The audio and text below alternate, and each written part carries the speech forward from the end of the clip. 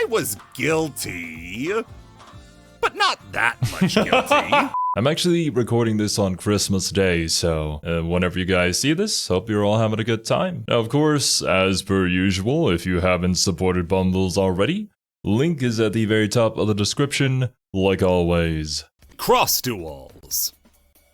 To anybody saying Konami doesn't get weird with its games anymore, they found you, they heard you, and they don't understand.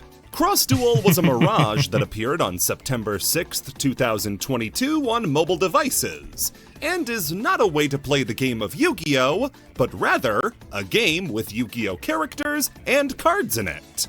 Confused? You're getting the Cross Duel experience. Cross Duel sees you build a deck of 20 cards, including monsters, spells, and traps. I've heard this one before. It's called Duel Links. You'd think. But then you have the choice to set 3 monsters.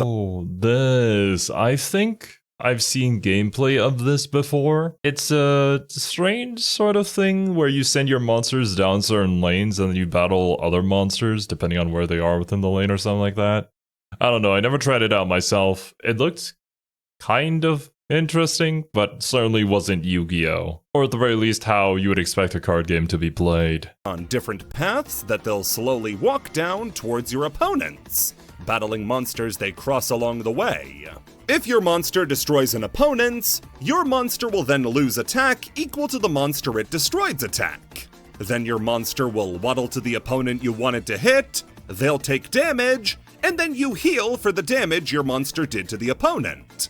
Repeat this for up to 8 turns, or until a player's life hits 0, and the game is over. And then you go back to the main menu and rub Yugi's face for good luck. Okay, what's going on here? What? So, Cross Duel is a weird game that doesn't really have an analog to another recognizable game, but it's sort of a gacha-based auto-battler dating sim that you can upgrade cards in. By using cards and leveling them up, you can go down different skill trees and give your monsters effects, like gaining attack during battle and summoning itself back when it dies.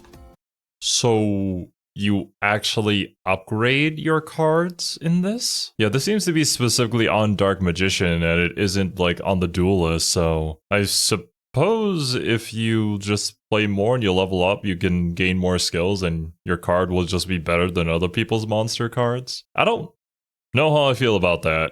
On the one hand, play expression is cool, but I don't know. I don't know exactly how the system works, so I can't judge it properly. You'll need these skill trees because the game has no effect monsters. Everything is now a vanilla, and as a consequence, every monster now has flavor text. Minor thing, completely unnecessary, but really cool that they did this. Seeing what they would write down for a monster like Utopia or Skystriker Ace Ray is really cool to see. Finally, Dark Magician has flavor text. Along with that, the game itself looks really nice. All the monsters have their own summon and attack animations, special ones from the anime getting even flashier, and can reference their original card artwork.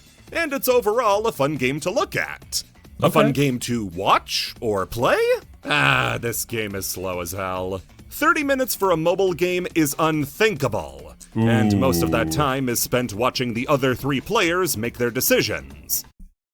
Yeah, I think mobile gamers especially are going to be a bit of a different crowd and prefer a more shorter burst of entertainment, which is also probably why I could never really get into it or understand it. And also, unfortunately, why gacha games work so well in the mobile space. Just gotta get in that quick hit of dopamine, you know? And in that time, this game is sucking your battery for every watt it's worth.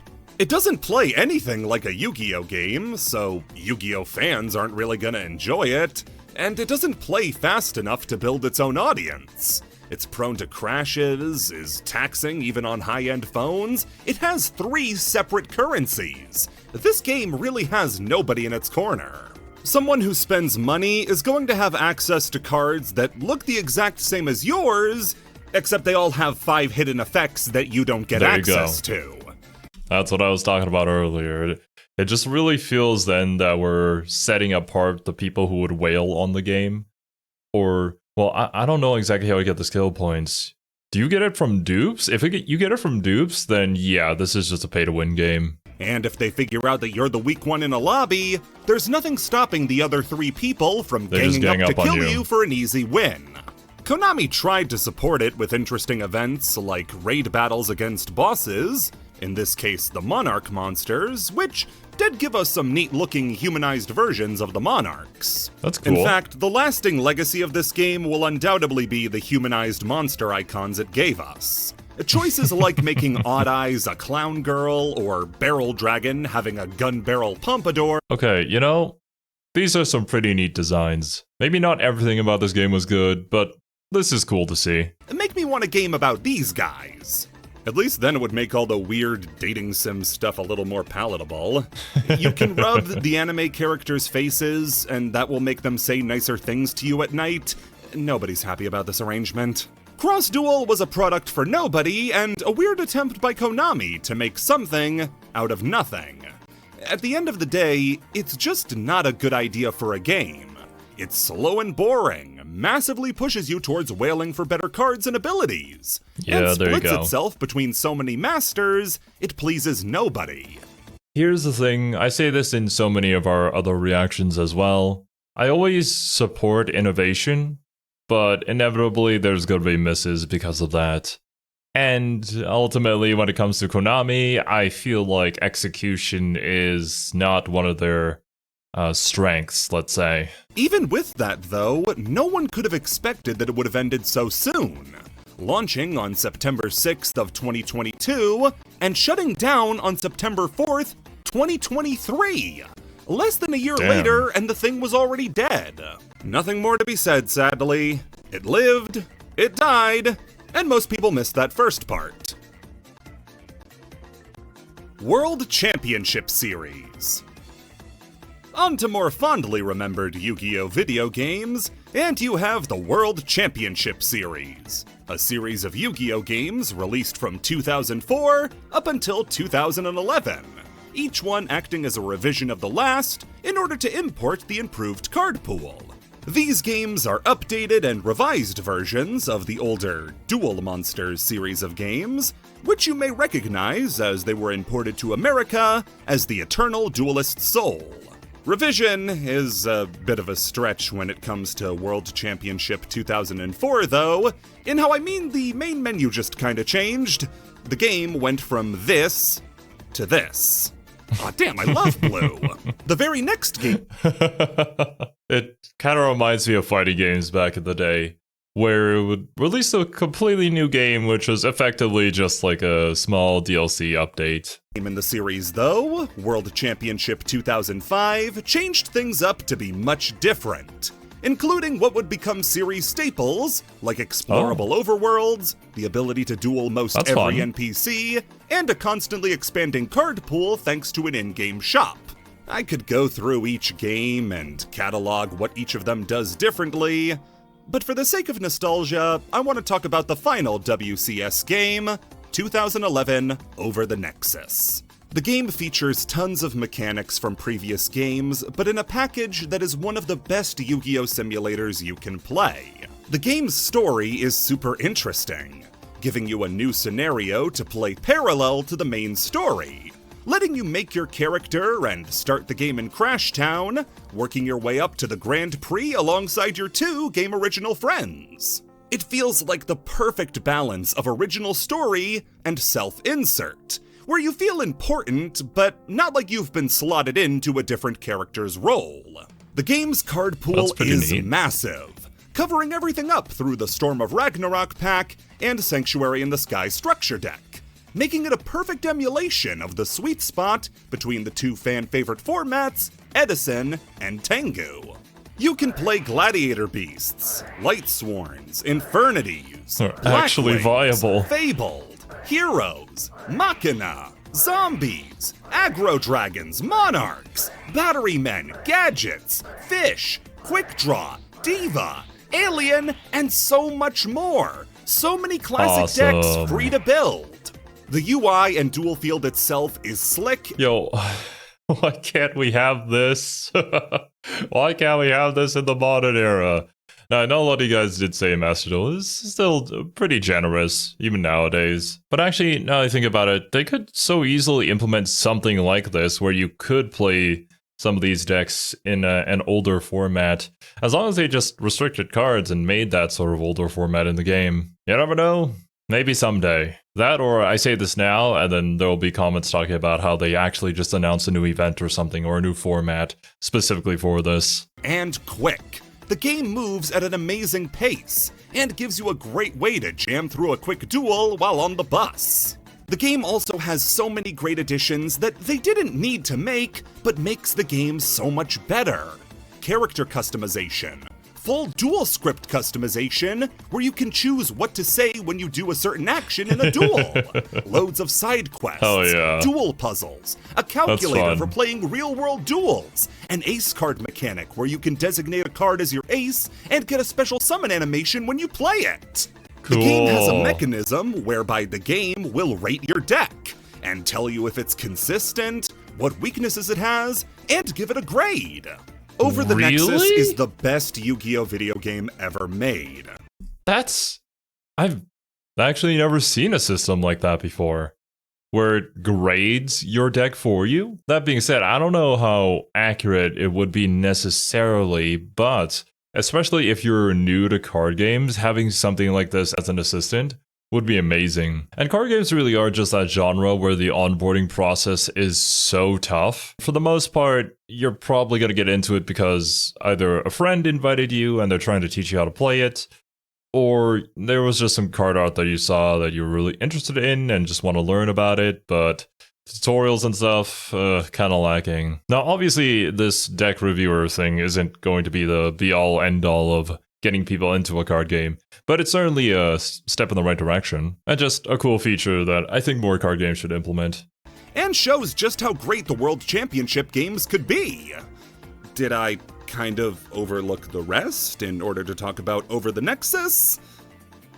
Yeah, listen, some of these games are RPG adventures, others are straight-laced duel simulators. It kind of bounces back and forth. It'd be a real hassle to go over each one individually. If you want an easy way to categorize them, just treat every game as a simulator for the format of the year it came out in. In addition, the actual Yu-Gi-Oh! World Championship would have a separate division dedicated to people playing in the World Championship games, which nowadays is taken up by Duel Links and Master Duel. Sadly, the World Championship series ended with Over the Nexus, probably out of fear they were getting too good. And from there, we would only get sporadic releases like Legacy of the Duelist and World Duel Carnival, none of which ever reached the heights of WC 2011.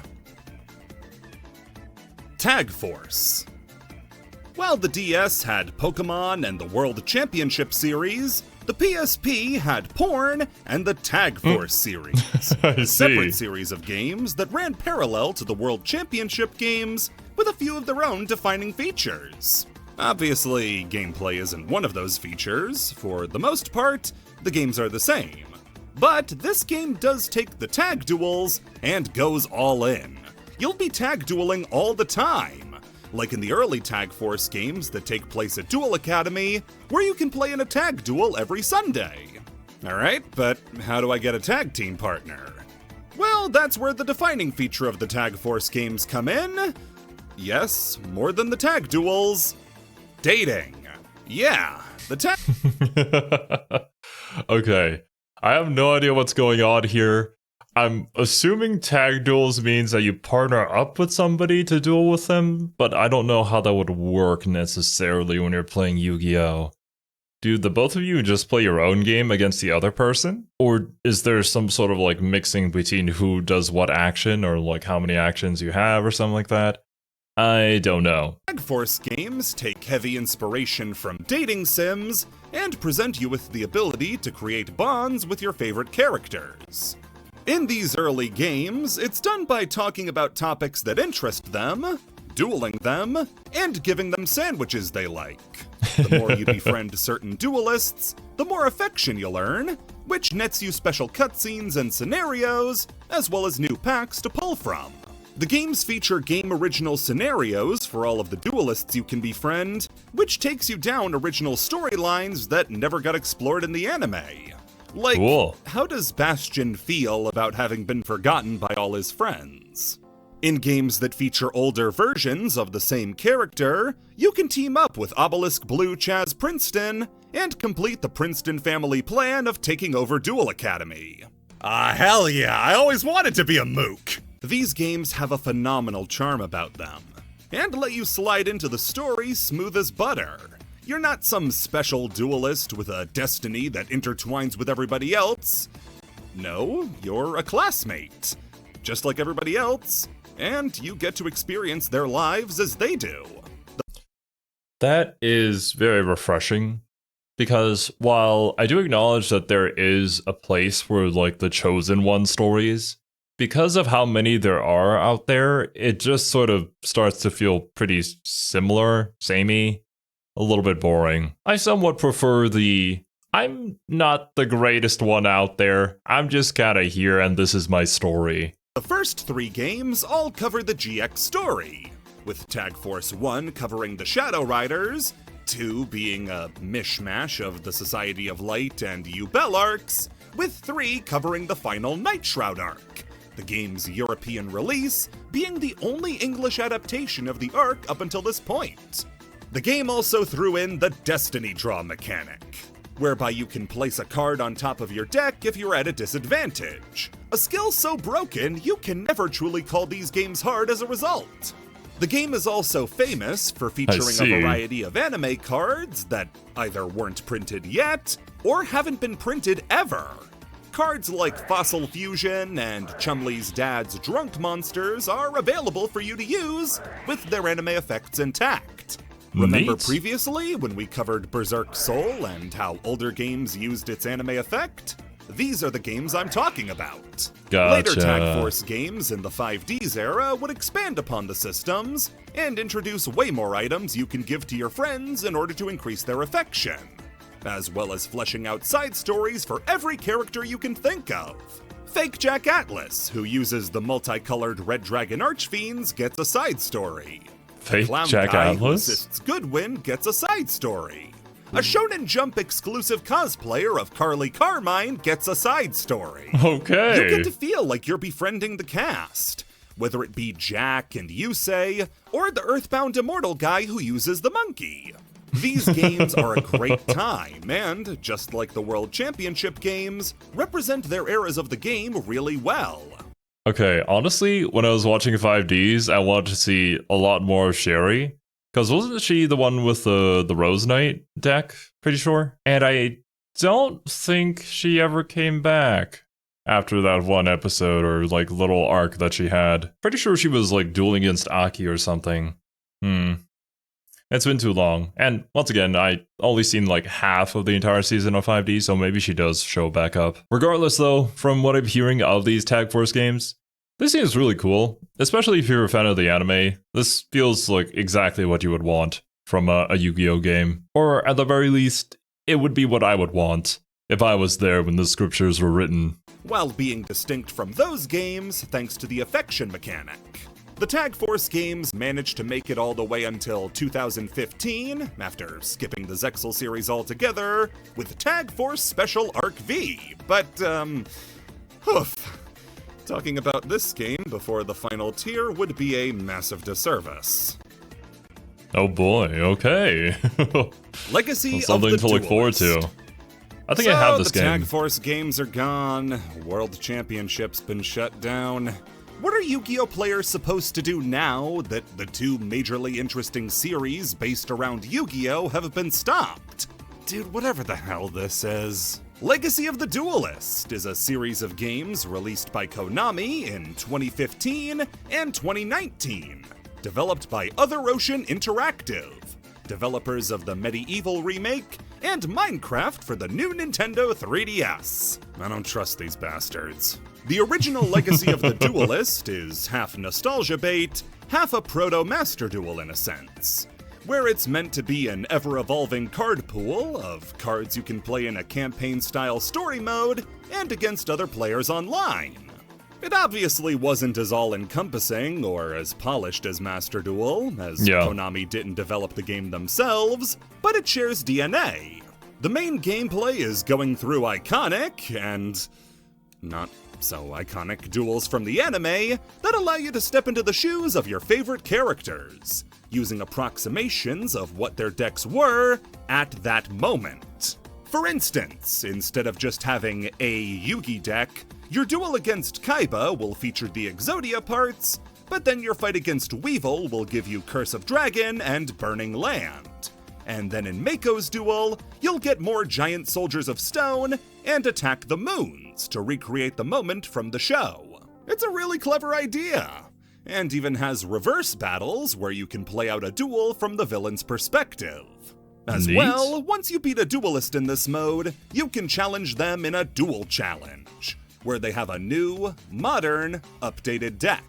For instance, instead of Toon Monsters, which are bad, Pegasus will play Madolche, which is good.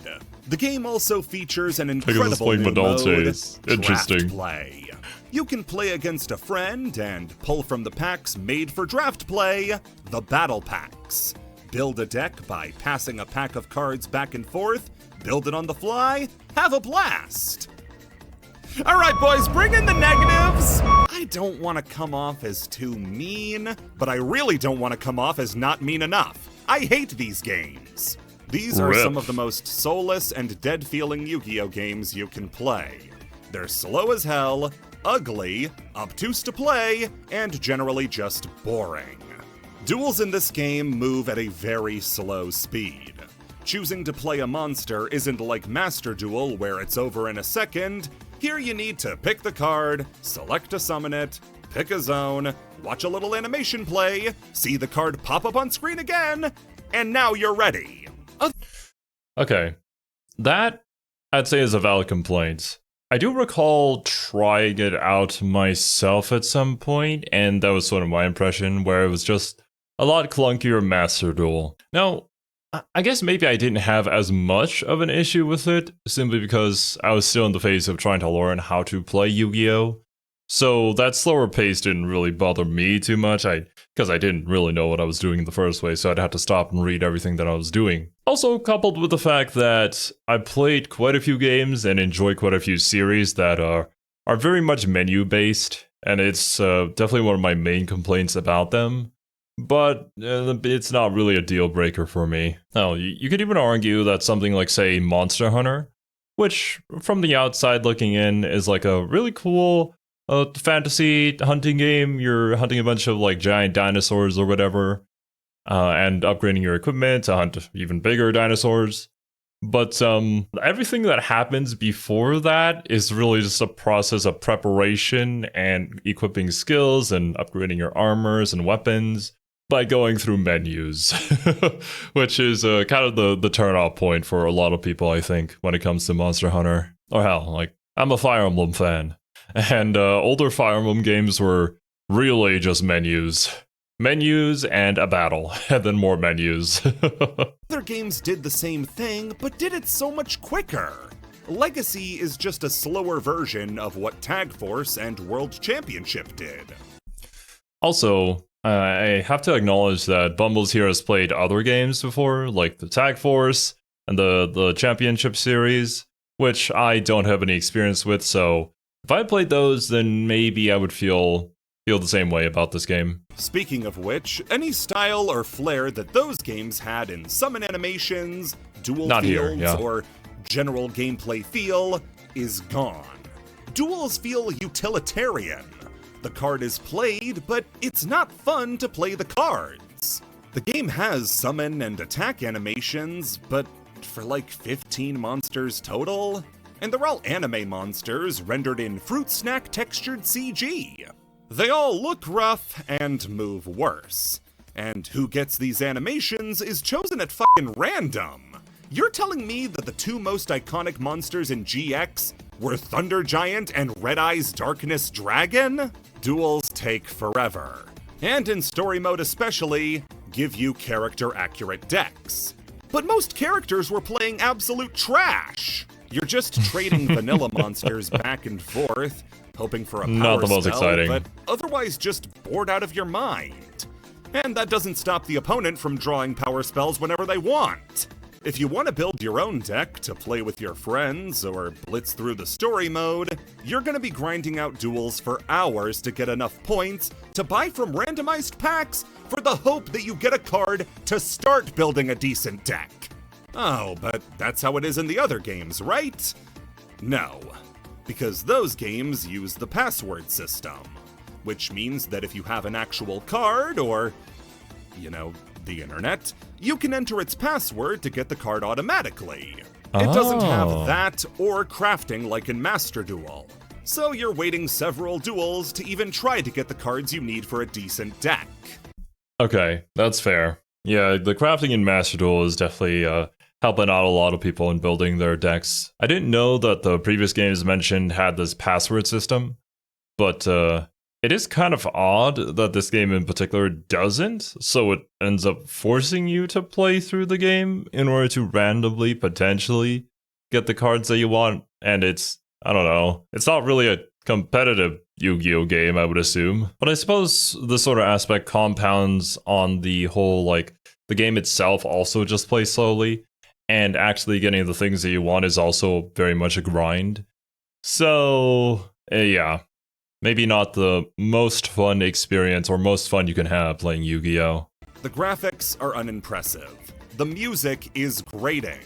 The draft pack has 2 packs to work with, and the game has 17 different DLC packs to add new cards. All at $5 a pop, meaning the game would cost you at launch $100. Or at least it would have if they didn't do this again. The game would be re-released in 2019 as Link Evolution. This game adds, of course, Link summoning, and updates the card pool to the modern day of 2019. This updated the monster summon animations and the ban list. Enjoy Link Evolution, everybody! Yeah, this game isn't better. Still slow, still tedious, still a grind fest that, while not having 17 DLC packs, now has 0! Link Evolution was never updated to add new cards or alter the ban list, which means that now you were stuck playing a 2019 simulator.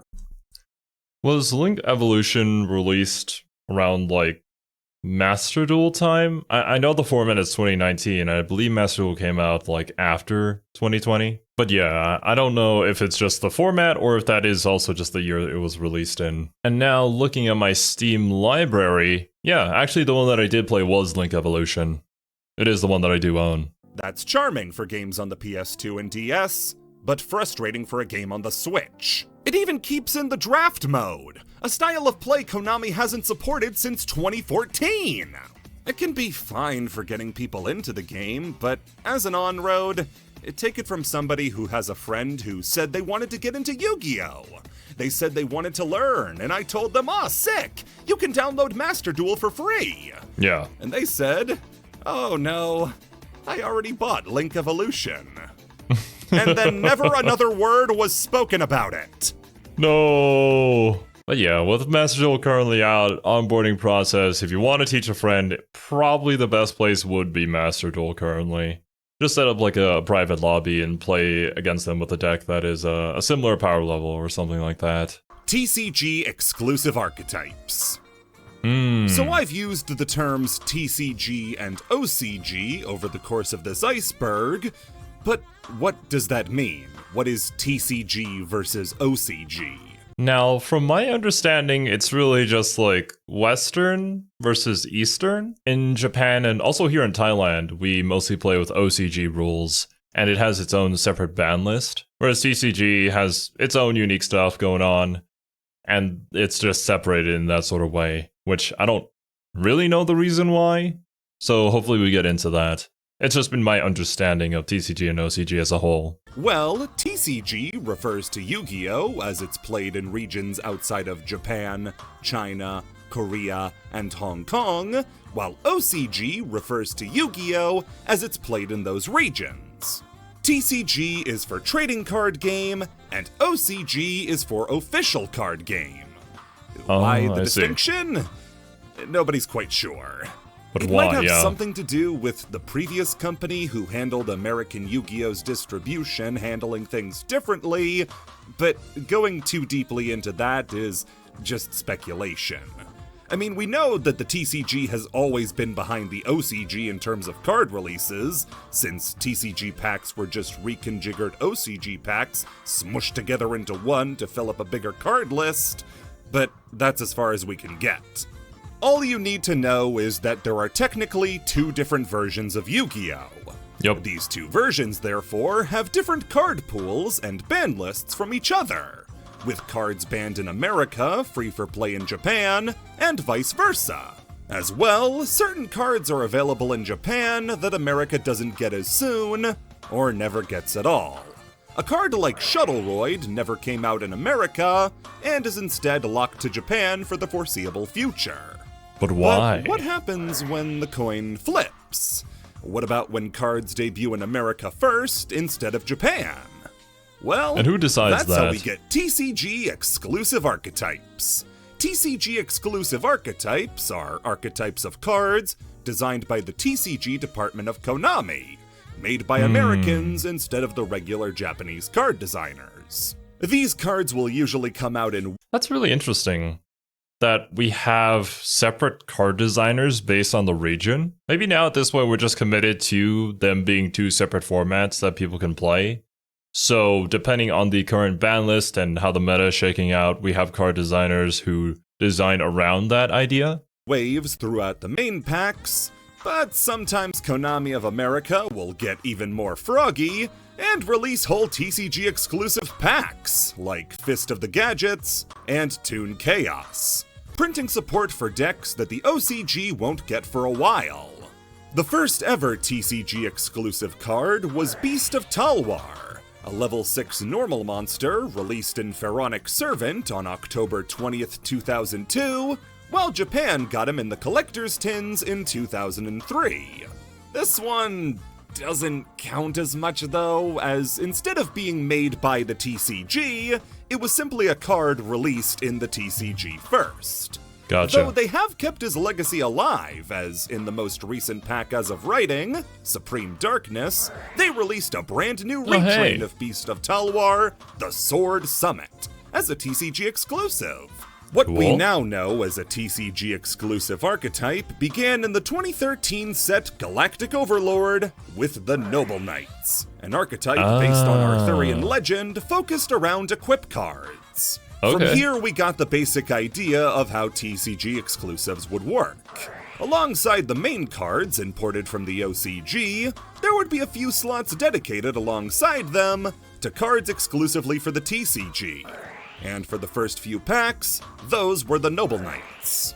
The next year, though, in Duelist Alliance, the TCG exclusive deck was released, Burning Abyss, based on the story of Dante's Inferno. I didn't know that BA was TCG exclusive. The deck's theme is really cool. Really fun playstyle as well. Enjoy playing it myself. By Dante Alighieri, Burning Abyss was a series of cards that broke down barriers. Like every other deck released in Duelist Alliance, the deck was simply better than whatever had been released previously, utilizing the graveyard and powerful recursion effects to stay a meta threat for the better part of a decade. To put its popularity into context, Burning Abyss is the most popular Yu-Gi-Oh deck ever made.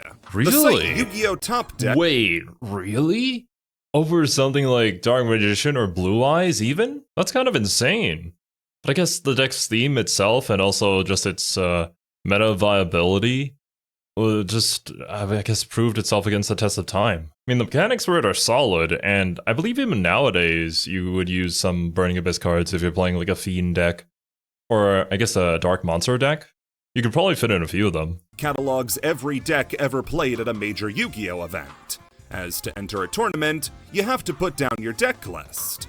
And when compared to every other deck in the game, the amount of Burning Abyss decks dwarfs every other one. Holy! Burning Abyss, Zodiac, Shadal, Mermail, Monarch, True Draco, and Dragon.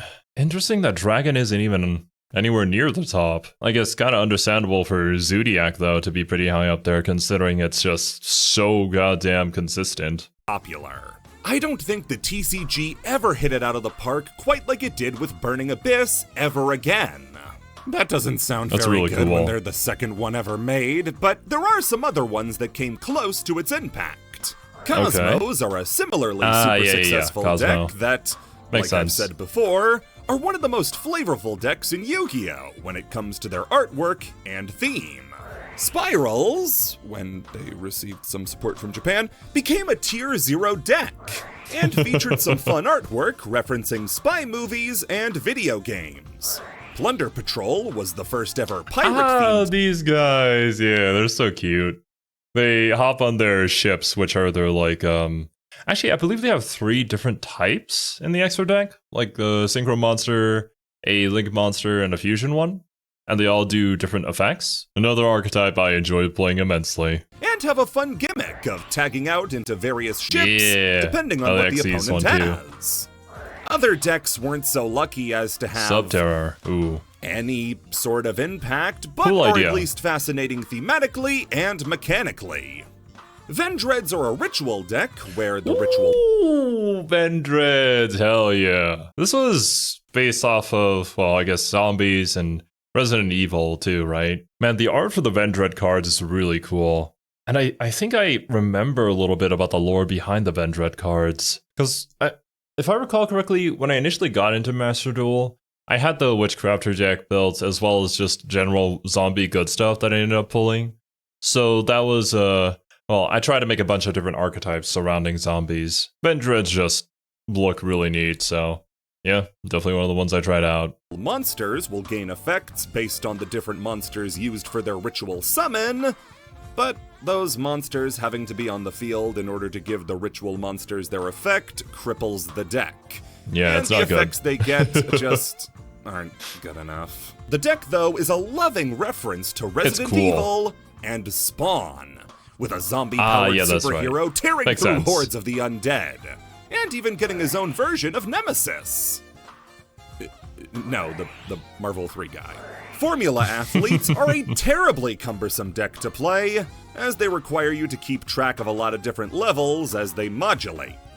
But that modulation is a great thematic choice. Every time you activate an FA spell card, they shift into a higher gear, represented by their level. Cool. Goatee is a deck of fish synchro monsters Goatee played with some this. of the most beautiful card art in the game. It looks so And damn good. Such a confusing name. Goatee's name is Fish. Mm-hmm. So there's an old linguistics pun. Yeah, this. First learned of this when Goatee released in Master Duel. And when I asked, well, what does Goatee even mean? Yep, this is what came up. This is actually hilarious. Honestly, it was probably because of this meme that I ended up grinding out some gems in order to make a Goatee deck. I just found it just too funny not to invest my time into it. That makes fun of how bad English is by saying that if you take the GH from enough, the O from women, and the TI from nation, you can spell fish GHOTI, because they make the F, I, and SH sounds. Yeah, I'm usually not this fun at parties, ladies, but stick around and I might have a couple more linguistics puns locked and loaded. Want to know how you can spell church, TOLOT? And representing the bottom of the barrel, you have decks like Pistina, Ascend, and Dream Mirror, where... Never seen these before. You want to know how bad these decks are? Normally, when a TCG deck releases in the OCG, they'll release one card of support for each deck to try to address some of their problems. They didn't get it. Pistina and Ascend got one card cumulatively. They didn't waste the cardboard printing 2 cards of support, so made one card that supported both Tistina and Ascend. Did it help? Of course not. No. And then you have the 2. The 2 times where, inarguably, the TCG department had a devastating effect on the game at wide. The first of these were the Kaiju monsters, based on a wide spectrum of giant monsters. From Wait, that's kind of hilarious that the TCG of all places was the one that made the kaiju cards. If I had to guess, I definitely would have guessed OCG, but maybe it's just like our perception of kaiju monsters. You know what, actually? Nah, I don't actually know. Regardless, a cool idea though. I kind of like them, even though playing pure kaiju is impossible. They're just not that great. Godzilla to Gamera, Ultraman to Godzilla again. Okay, do you want to fight about it? These were meant to emulate the giant monster battles of kaiju movies by giving a kaiju to the opponent, neat idea, summoning your own, and then making them fight. To make sure the opponent played along, the kaiju you would give your opponent would tribute an opponent's monster in order to special summon itself, getting rid of whatever they had and replacing it with a brand new friend. Such a good effect if you just mix a few of these cards into any of your other decks, because so many things do not trigger their effects when they're tributed, and they don't really have any protection from getting tributed. So you can just completely bypass any sort of tower that your opponent may have built that is not affected by anything else except this one game mechanic. Usually Gamma Seal. This effect changed Yu-Gi-Oh! Forever. Kaiju-style monsters like Lava Golem existed, but they require your normal summon. Kaiju's tributing monsters meant they were able to circumvent effect-immune monsters and replace them with what were essentially normal monsters. Remember in the jargon section when we talked about Towers monsters? Kaijus directly countered Tower monsters and have been seeing play since their inception. The other dangerous TCG archetype was Dangers. Based on various cryptids. I play Danger Dark World. They're really good when mixed together with Dark World because of the whole discarding effect. If you get really lucky and you high roll, the amount of negates you can put on field is probably more than any other deck can put up. That being said, it's certainly not consistent because it's random by nature. From around the world, this was another deck with incredible flavor to it.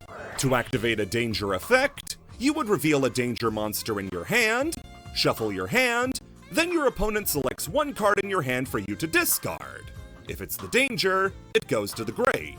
If it's a different card, you summon the danger. You get a glimpse of a cryptid, you have to try to find it, and if you don't, you get attacked. Except every one of them was also Upstart Goblin and let you draw a card when they were summoned. And if they get discarded, they get even more stuff to do.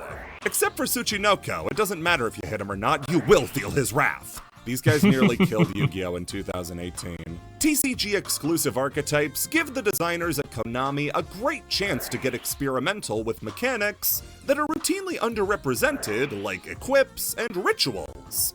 And finding out what America will get to premiere next is a highlight of what can be a stagnant reveal cycle, considering we know a pack's content months in advance. We're usually just waiting to find out how they messed up the names.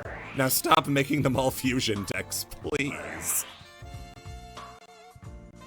Yu-Gi-Oh! Mangas. The Yu-Gi-Oh! Anime is how a lot of people were first introduced to the series. As an anime, it's more accessible and available than a manga, and its syndication on American TVs meant that if fans of the series wanted to follow the storylines, they'd go to the anime. But up until the final Gallop Era series, Vrains, Yu-Gi-Oh! Had a manga series that would release alongside its anime versions, each one following about the same plot. The Yu-Gi-Oh! Manga's post-duel monsters are a really interesting facet of the series, as this isn't a case of the mangas being adapted into an anime, but rather the mangas are the supplementary material as the animes would release first. I suppose you can have this release alongside it in order to add more details that maybe the show itself couldn't get into. That could be pretty neat. Or potentially just add more focus on side characters. GX Anime, October 2004. GX Manga, December 2005. 5D's Anime, April 2008. 5D's Manga, August 2009. These were running parallel to each other, but their release schedules were about the only way they paralleled. Kazuki Takahashi would oversee the general flow of the series and contribute monster designs like the original Elemental Heroes, Neos, and the Neospatians for GX, the Signer Dragons for 5Ds, and Utopia for Zexal, but he didn't write any of them, leaving that up to writers like Naoyuki Kageyama for GX, Masahiro Hikokubo for 5Ds, and Shin Yoshida for Zexal onwards. Artwork, meanwhile, would be handled by artists proficient in drawing in Takahashi's original Yu-Gi-Oh! Style, like Masashi Sato and Naohito Miyoshi. What makes the Yu-Gi-Oh! Manga so special is it feels like peering into an alternate dimension, where just a couple things are different and it changes everything. In the manga, for instance, Jaden starts out with his Elemental Hero deck, but soon loses it and swaps to the Kamen Rider-inspired Masked Heroes. Chaz ditches the Ojamas, XYZs, and Armed Dragons for Light and Darkness Dragon. Bastion loses the chemistry and gets a zombie-themed yokai deck. So, wait a minute. It's running parallel, quote-unquote, but also having its own thing going on with just, new decks for all the main characters? So what, do we just completely diverge then from the main story of the anime? Do we have like different victories and defeats? Every duelist who appears in both an anime and a manga will usually have completely different decks.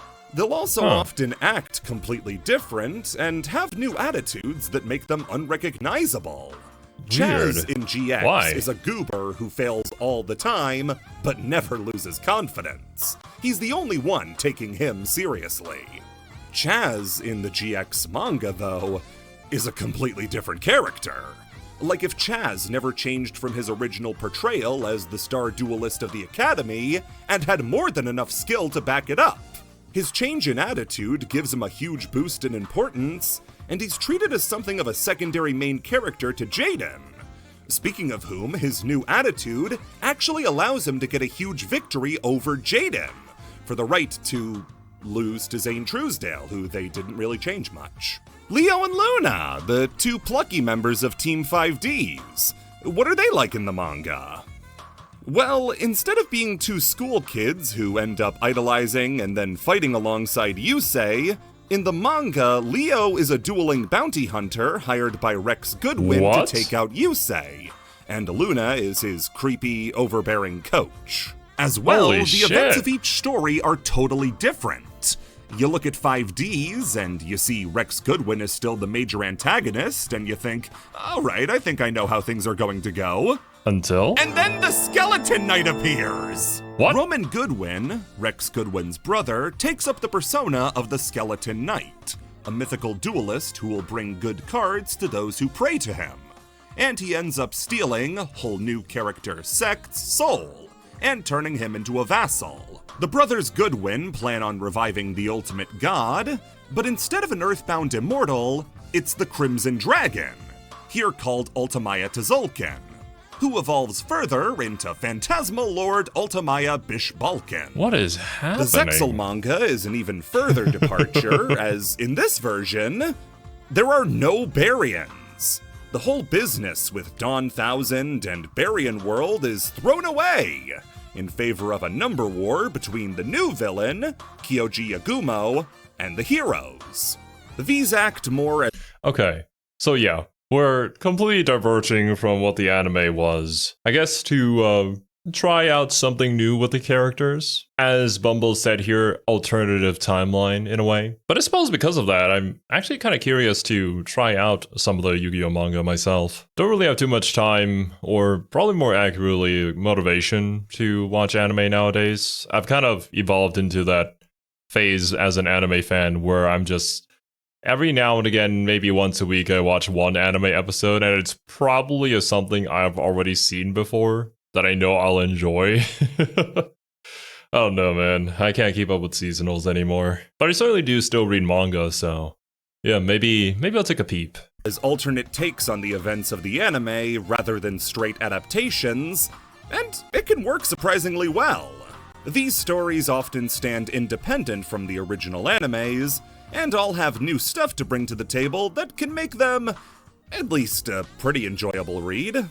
The legendary planets of GX, the Satellite Royale arc of 5Ds, the Number War of Zexal, they're all fun, though there is no getting around how weird it is to read these after watching the original. Having Yusei, Jack, Crow, and Callan be complete strangers is a choice. The GX supporting cast isn't anywhere near as charming as the original, and some characters are completely useless, like everybody introduced in Season 3, and Zexal pulls a last-minute god out of nowhere. Some of these choices were not made for the better. That does leave one outlier, though, and if it was gonna be any one of them, of course it would be Arc 5. Arc 5's manga is so much different compared to the original anime that it's not just its own thing, it's a whole different story. Yuya is still the main character, and is still a dual-tainer, but the Arc 5 manga does away with the interdimensional shenanigans, and instead goes for time travel. Yuya is a dual-tainer, but a dual-taining terrorist from 20 years in the future, and is searching for a card called the Genesis Omega Dragon, which will bring about the end of time itself in the future. Instead of Yuri, Yuto, and Yugo being alternate dimension versions of Yuya, now they're his brothers who died in the future, whose spirits now inhabit Yuya's body alongside him and can take over for a time to help him duel. Reiji's still here, but now he's leading the Leo Institute to try to capture the time anomaly Yuya, with his two henchmen, Sora and Shun. Knowing these two's history in the show and seeing them work together in the manga is just weird. Okay, I don't know anything about the show, but regardless, all the plot points that were presented here, kinda nutty, and whenever you introduce time travel, very easy to mess up. That said, I am kind of intrigued by it simply because of all the crazy things that we're talking about here. That little dude genocided him. As for the manga original characters, you get Ren, who duels with the hilariously named White Cards, as well as Adam, Eve, and Isaac. Yeah, it should be coming into view now that Arc 5's manga takes a heavy inspiration from Christianity, down to them searching for the Genesis Omega Dragon, but since that's a mouthful, they usually just shorten it down to G-O-D. Yeah, G-O-D. This is a series all about finding God. I've seen Sonic fan art like this. The main villain of the part, Eve, also has a reference to the previous 3 series of Yu-Gi-Oh! In her boss monsters, with Phantasm Emperor Trilojig being Armatile the Chaos Phantasm from GX, Time Lord Progenitor Vorpgate being a reference to Zone's Time Lords from 5Ds, and Number XX Utopic Dark Infinity references Yuma's Utopia monsters from Zexal. And for this next part, I want you to just listen. Just listen to what I'm saying. Whenever I see these like little egg things with mouths and eyes on them, I just get PTSD to Berserk. After Yuya goes back to the future at the end of the series, there's a final special chapter that ties together the story and shows where Yuya's love interest Yuzu ended up. She would end up marrying Yuya's dad, and is now the mother to the U-boys. What? Huh? Comma, the f***? After Yuya leaves, Yuzu ends up finding the next best thing, which is the teenage version of Yuya's dad. She fell in love with her own kid and then settled for her husband. Wait, what the wouldn't fuck? Yuya know that this is his mom? Or at least a girl that looks exactly like what his mom would have looked like 20 years in the past? What the f- Okay, I'm assuming this is a manga specific thing.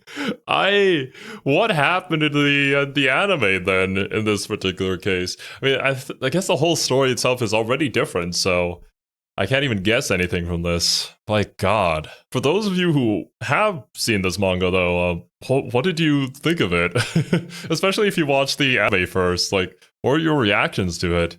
That sounds really weird. I don't know how I would react to it if I had watched the anime, read the manga, then I was like, what the fuck?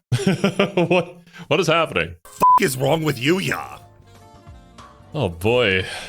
Dungeon Dice Monsters. As we talked about in the first part when discussing Kazuki Takahashi, much of the inspiration for Yu-Gi-Oh! Came from Takahashi's love of tabletop games.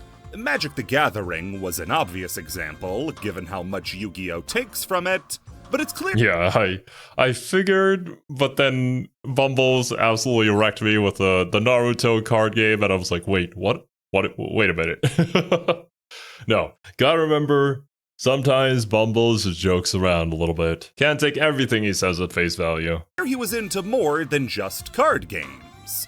The biggest example in Yu-Gi-Oh! Is with Dungeon Dice Monsters, which Dungeons with and its Dragons. dice-based gameplay and naming is likely a play on Dungeons and Dragons. So covering Dungeon Dice Monsters is harder than one might anticipate, since there are 4 major things you can cover under this one category: the game itself, the video game, its arc in the anime, and its arc in the manga. Going in that order, the game itself is like Cross Duel, where it uses Yu-Gi-Oh! Iconography, but that's about it. It's a complicated game, but the gist of it is that you choose it's 3 actually dice a thing? and then roll them, using the crests on each of them as resources. If you rolled a movement, attack, defense, magic, or trap crest, you can save them up to use throughout the game to fulfill the conditions on various cards, with the 6th side being a summon crest.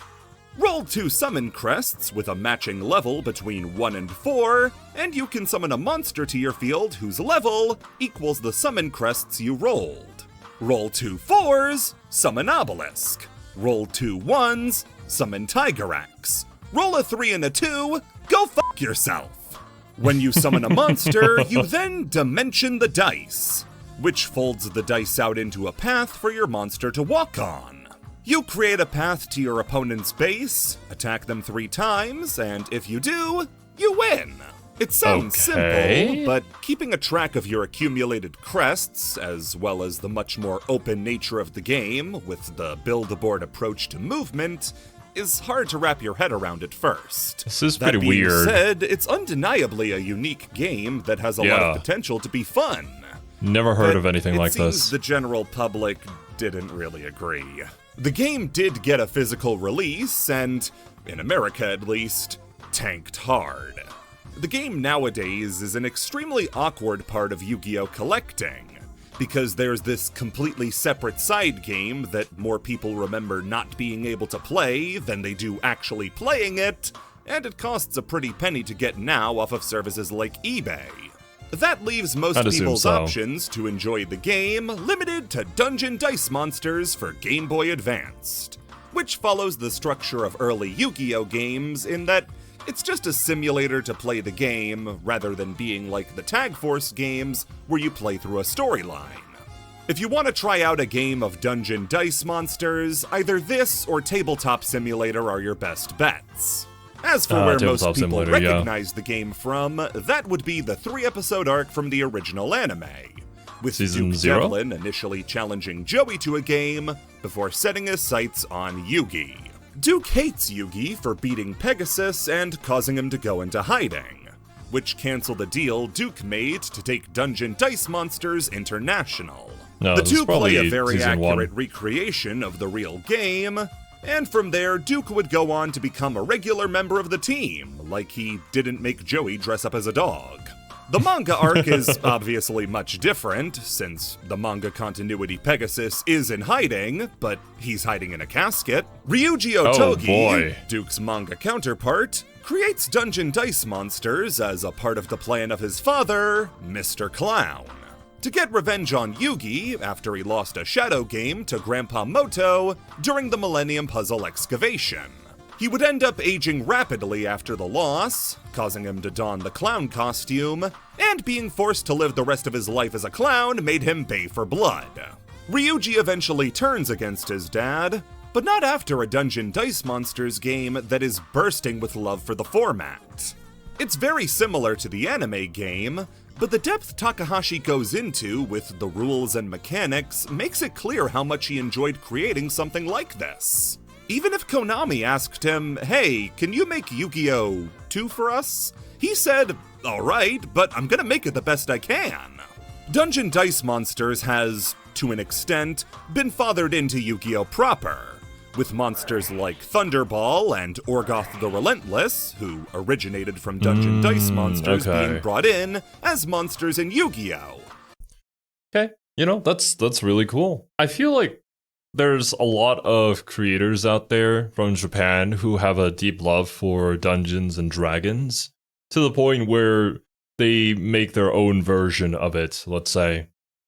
Now, what I'm thinking of specifically is, I believe the Overlord series was created initially because the original creator invited friends over to play D&D, but then everybody kind of canceled on him, and so he created his own D&D game in the form of Overlord, thus spawning the series that it is nowadays, which, is really cool. It is very enjoyable, however, to see these unique ideas spawn from something that most of us are probably familiar with at this point. As well as cards like Dungeon Dice and Dimension Dice, replicating a part of what Dungeon Dice Monsters was going for. Nowadays, it's seen as a sort of weird filler arc, but in reality, it's just a further extension of what inspired Yu-Gi-Oh! To begin with, Kazuki Takahashi's love of games. Yes. Tone-deaf TCG. Oh boy. Communication is important when it comes to the life of a healthy game, as there needs to exist a healthy line of discussion between the people playing it and the people making it. Yes. Communication is important for everything. In any sort of interaction between human beings, communication is key. Especially between a development team and the consumers. If there's issues with the thing that you've created that you're not really at all addressing, at least talking about, saying when people can expect a fix to come in, then there's just going to be a lot of outrage. I'm going to assume, however, because this is Konami, there probably isn't much of a line between the players and the people making the thing.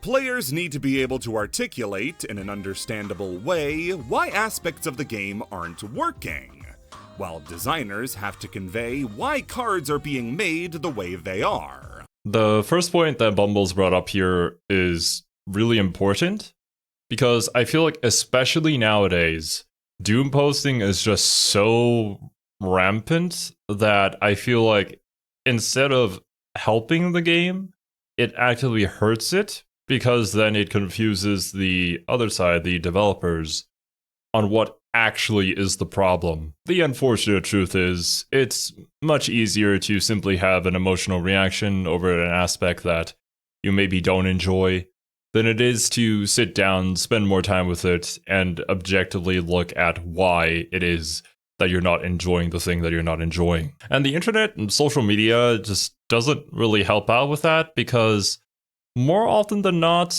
drama is what gets recognition and views. So people will start to maybe lean more towards that, even if they start objectively or providing constructive criticism, that in their opinion, these are things that maybe you should start working on and fix, that I would enjoy the game more. But then you start noticing a trend of, well, if I start talking mad shit about a particular section, there's going to be a lot of people who actually agree with me on that. They tell me, how real I am for being overly negative about this game. Maybe I should do more of that. It can be incredibly frustrating sometimes when you see things out there like that. But my personal advice in regards to that, if you feel the same type of way that I do, just get off social media. just stay in your own corner of the internet and enjoy the things that you enjoy for the reasons that you enjoy them. This is something that many other card games do well, but just like with the card art accreditation, Yu-Gi-Oh! Is lagging behind. We know a handful of game designers working at the TCG, but overall, Yu-Gi-Oh! Is run by a shadow government, where the next Dark Magician retrain is decided in the same room where they try to stop the third impact. Because of a lack of proper communication channels from either side to the other, oftentimes the TCG department of Yu-Gi-Oh! Will make choices that make it seem like they don't just ignore the player base, but they have no idea what they want. date. Yeah. Most commonly, this occurs with ban lists. How ban lists work in Yu-Gi-Oh! Is that they used to have a set date that the lists would come out by, meaning that they would have an amount of lead up to them. And if the date landed near a big event, people would be able to plan for their cards potentially being banned. However, recently that policy changed, and now ban lists are reported to come out sometime in the near future. This means that when people plan for events, they get no information on when they're going to have to reconfigure their entire strategy. This has led to the lists being dropped at random times, and occasionally at the worst times. What the hell? The June 5th, 2023 ban list, for instance, had massive shifts, like limiting the power of the top 3 decks in Kashtira, Super Heavy Samurai, and Pearly. But the timing was a huge problem. June 5th, 2023 was the date of YCS Philadelphia. On the day? So in the middle of a premiere event, one of the bigger ones of the calendar year, you get the entire event thrown into chaos by a horribly timed ban list. What the hell? That's horrible! But not horrible enough, because they did it again in September. Okay, what the fuck? This makes no damn sense to me. Why would you do this? Aren't these, like, events that you sanction yourself, that you hold yourself? Wouldn't you know the dates of them? I was always under the impression that Yu-Gi-Oh! Ban lists were at a set time, but this change in policy makes no sense. I thought that was just standard practice for card games. Because like with something like Shadowverse, there's either a card change or an errata that happens at like during the halfway point of a season, or after the major tournament that happens at the end of a season, which will usually also come with a new set that they release. So when there's anything that's either problematic or needs to get changed, we know when that's going to happen. Making it so that this is now an obscure thing that could happen at any moment doesn't promote any sort of confidence in your product from the people who purchase it. I think this is just a massive fumble. I don't know why they would do it this way. Releasing the ban list before the YCS, that way it let everybody know that this event didn't really matter because they were never gonna play this format again. These last 2 ban lists, though, were nothing compared to the one released in a year's time in September of 2024, because this is where things got bad. For reference, the previous ban list had come out in April, and in the time between these 2 lists, Snake Eyes had run amok. They were far and away the best deck in the game, and with the ever-encroaching release of the Fiendsmith cards in the Infinite Forbidden, which played extremely well with Snake Eyes, people were starting to get hot under the collar. They had to pull back the reins on Snake Eyes. A deck this good couldn't be allowed to get better. Konami, though, went radio silent, and wouldn't give us any updates on the list.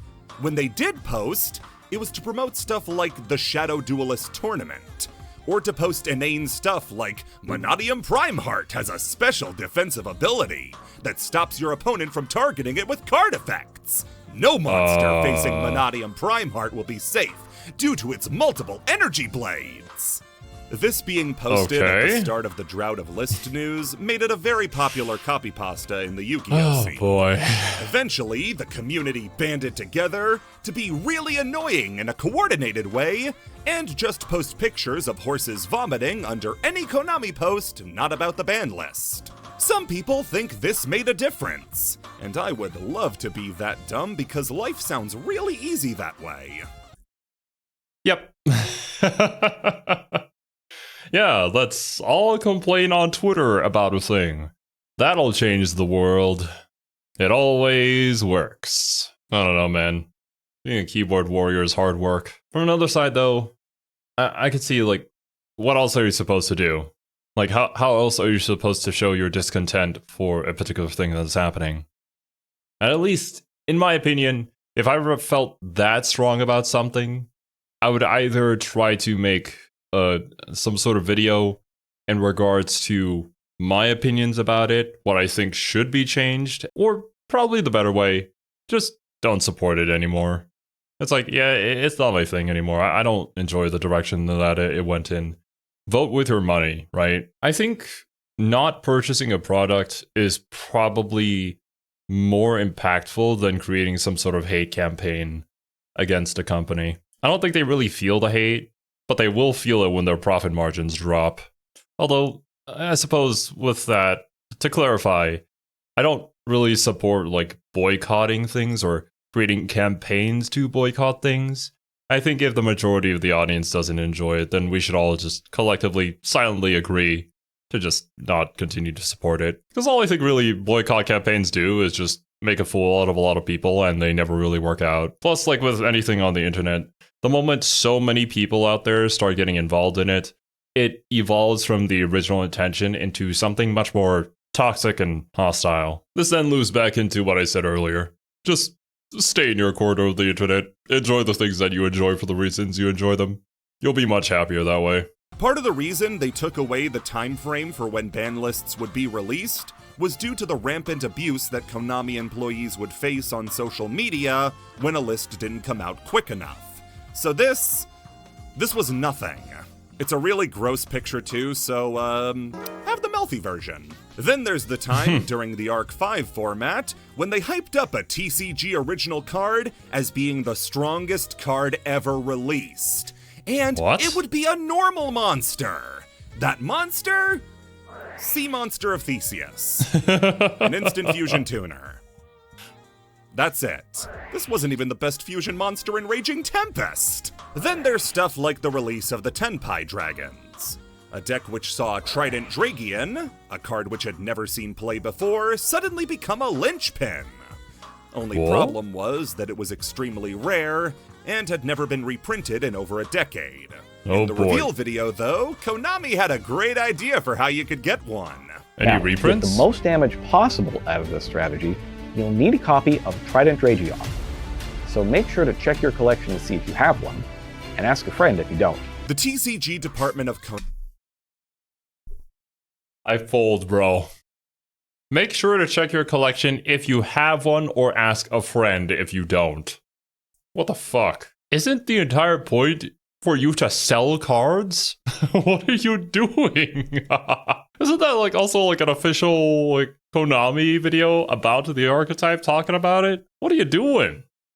Konami has time and time again proven that its communication skills are piss poor.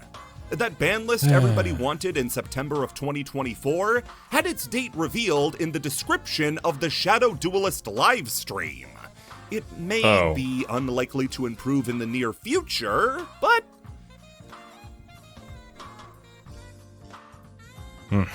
Konami hates pendulums. You know that one child you have that you hate? Yu-Gi-Oh! Has one of those, and it's the Theater Kid. So, Yu-Gi-Oh!'s extra deck has been getting chunky around the curves for a long time. Every new series introducing a new summoning mechanic, and an associated Death of Yu-Gi-Oh! Along with it. We haven't gotten a new edition since the end of Reigns, but once an anime cycle, we'd find something new to try to shove in the extra deck. Fusion, Synchro, and Xyz all got to laugh it up in the extra deck and throw cans at Ritual's broke ass, all entering the game with some level of enjoyment and smoothness. Fuse 2 cards, get a monster. Sync 2 cards, get a monster. Overlay 2 cards, get a monster. All easy to understand and intuitive. Synchro's the hardest one of these, and all that one requires is a basic understanding of addition. Yeah, it's not too hard. But then Arc 5 came around, and along with it came the red-headed stepchild of the summoning mechanics, pendulums. Pendulums are a series of cards that, rather than staying in the extra deck, are put in the main deck and drawn like any other type of card.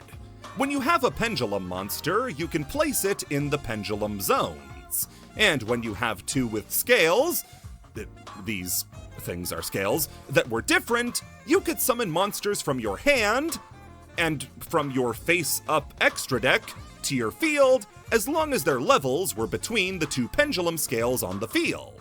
So if you have 2 monsters, scale 1 and 8, you can summon monsters from level 2 to 7.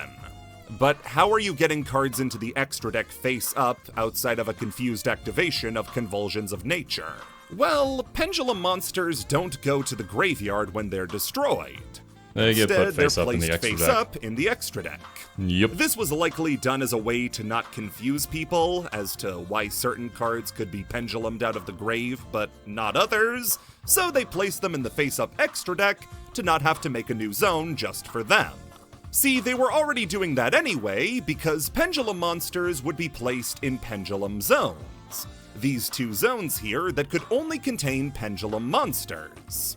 These two new spaces were the first new zones added to the game since its inception, and a change this seismic, along with the complexity of the mechanic, was not welcomed. Pendulums were, and still are, the most hated summoning mechanic by a majority of fans. That's fair, honestly. An intrusive, annoying gimmick that warped the game around itself and changed Yu-Gi-Oh! To be insanely different from the game we enjoyed playing. You know, understanding the mechanic itself isn't too hard once you've done it a few times. That being said, pendulum summoning just feels so much better than every other summoning mechanic, considering the amount of, I guess, material that you can put out on field. The whole, link summoning too, combining link summoning with pendulum summoning just makes it so that you can create some very, very powerful boss monsters quite consistently. I don't know if there's any other reason outside of that, plus what Bumbles said here, that people hate pendulum. But as somebody who got into Yu-Gi-Oh! Much, much later when pendulum was already a thing, it just seemed like a more complicated summoning mechanic that I felt was a little bit unfair. But outside of that, I didn't hate it or overly hate it too much. Now decks like Ignites, Metal Foes, and Performapals were casually dumping dozens of guys onto the field to make extra deck monsters they had no business making. The only reason we joked about keeping a card like Shockmaster around was because it was a little hard to get 3 level 4 monsters on the field, but not anymore. Decks that didn't play like this, like Cleefort, had a so much material. Konami's Insane Balance, where they were only allowed to play Klee monsters. So you either had access to every monster ever made, or 7 of them. And neither of these were good solutions. By the end of the Pendulum era, pendulums themselves were the least popular part of it, as thanks to decks like Shadal's, Burning Abyss, and Speedroids, every other summoning mechanic was having a great time.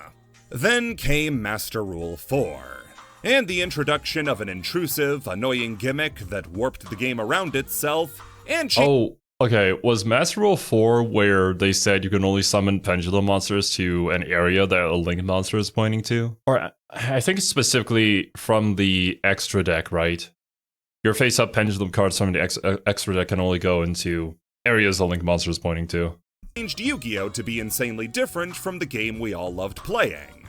Lynx added yet 2 more zones called Extra Monster Zones. And Konami, ever the resourceful ones, simply moved the pendulum zones up there and kicked pendulums to the left and rightmost spell and trap zones.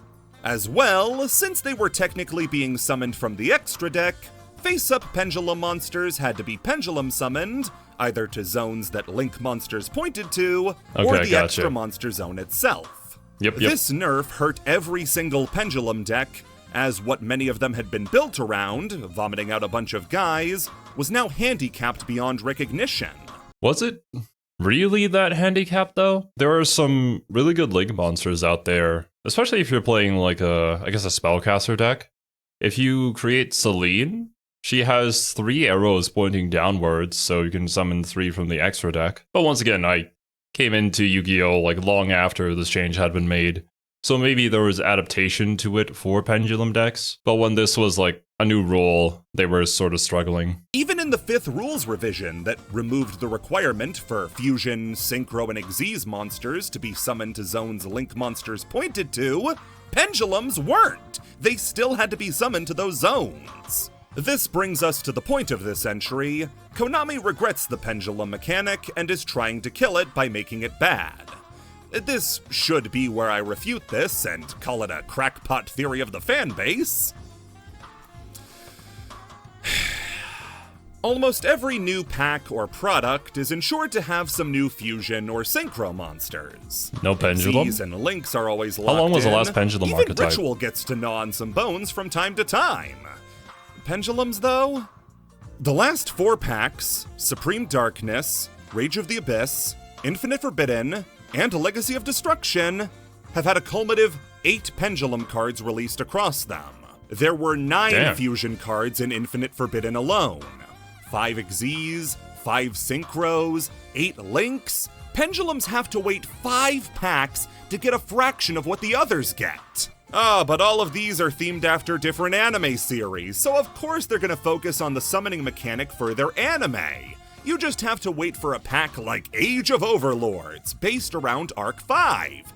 There you get a whole 5 new pendulum cards. 5? 7 Xyzs, 5 Synchros, 4 Fusions, and Links. They can't even get the gross majority in their own packs! Holy shit. Okay, never mind then. Maybe Konami was like, yeah, this wasn't such a great idea. It's kind of hard to bounce the game around pendulum summoning, so we're not going to support it as much as we did before, or try to push products for it. The pendulum archetypes released in recent years are also not moving the needle. Valmonica, Memorelia, Abyss Actors, Valons. All play really cool, all worthless. Pendulum decks now aren't even welcomed into the pendulum slop pile that gave the mechanic some relevance. Konami rarely apologizes or regrets design decisions, but Pendulum is undoubtedly one they've regretted. Not verbally, but certainly through their actions. They are showing it, yeah. Satanic Panic. Okay. Of course. Yu-Gi-Oh! Was indeed a part of that. I'm not Christian myself, but I guess it's just something that I'm kind of interested in knowing more about. Like, how did it start? Where did it originate from? Why did people start thinking that all these things were, satanic in nature when they really didn't have anything to do with it at all? Like, who was the false spreader of this information? Opening your first Yu-Gi-Oh! Pack is an unforgettable experience.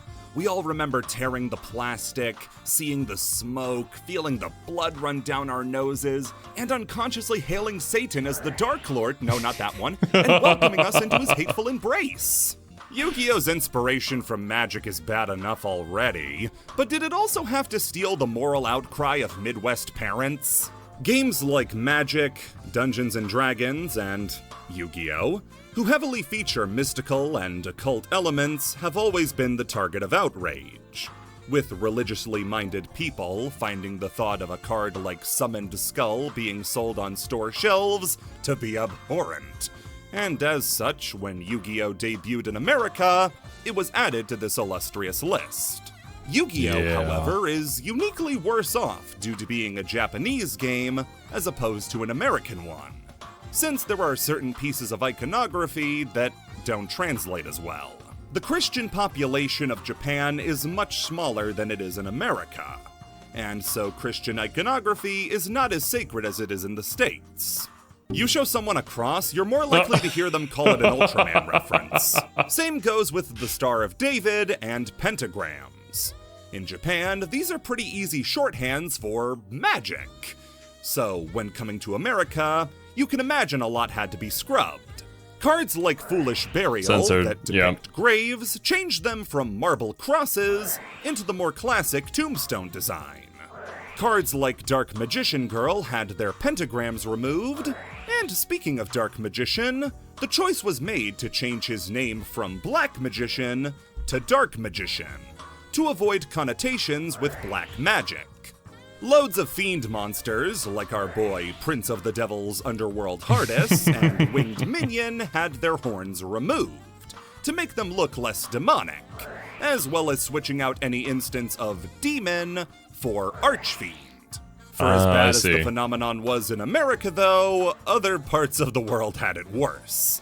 Really? This part is going to be a little hard to explain, since almost every resource going over it is in a different language, Portuguese, as well as the main subject being lost media for a long time, but this is about the media campaign to get rid of Yu-Gi-Oh! In Brazil by Gilberto Barros.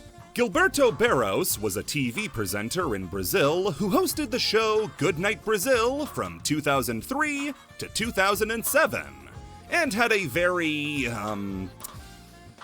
what is the nice word to say backwards views? We're talking a guy who was convicted of hate speech for saying he'd attack any gay men he saw kissing in front of him. On Goodnight Brazil in 2003, he decided to dedicate a segment of the show to how Yu-Gi-Oh! Turned kids into zombies, and how cards would influence children to attack their parents. Oh my god, what the fuck? Oh no, dude. Oh man. And what's really sad is that this isn't necessarily gone. This is still kind of a thing out there, even nowadays. It was doggone Minecraft that made my son a killer. Yeah, sure, lady. Sure. It both surprises me and doesn't surprise me that this is kind of a thing. Because I feel like you would want to be more open-minded about all these different types of things so you can learn more about the world and, I don't know, judge it for yourself, critically think about it, come to your own conclusions. Maybe learn at some point in your life not to enforce your ideals upon others. But I think this also goes back to when I was talking about, like, creators who maybe get, like, a negative or, not the greatest feedback loop on things that they create in terms of, like, negativity being popular, and so they sort of grow into that sort of personality. Being the TV personality and having their own show, I'm gonna assume this guy's ego is inflated in a similar way, but now he's kind of channeling it into this. The fuck showed him Celestial Night Lord Parshaf? The segment was infamous for how Gilberto didn't really understand what Yu-Gi-Oh! Was, mistakenly showing a clip from Dragon Ball instead of Yu-Gi-Oh! To prove his point, and bringing on experts in the game who were able to make their points much better than he did. Gotta give him credit though, picking Mystic Clown to depict Satan in Yu-Gi-Oh! Is a pretty good choice. Did you know this guy's face is actually up here? Despite the poor structure of the segment, it did lead to a very real wave of parents destroying Yu-Gi-Oh! Cards across the country, and would get the show taken off of Nickelodeon in the region. Again, I don't know exactly if I'm over or underselling his reach and influence.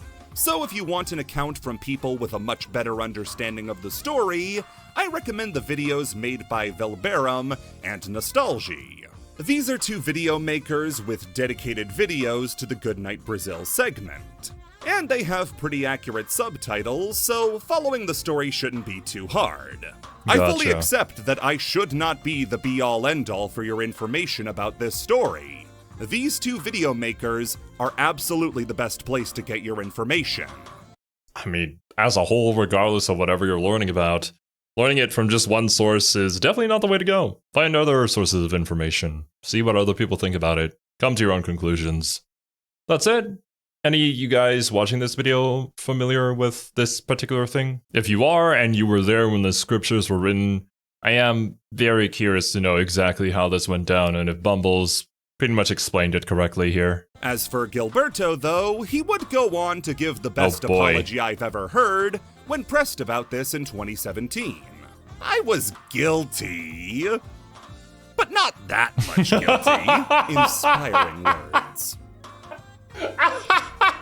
Yu-Gi-Oh! Is gay.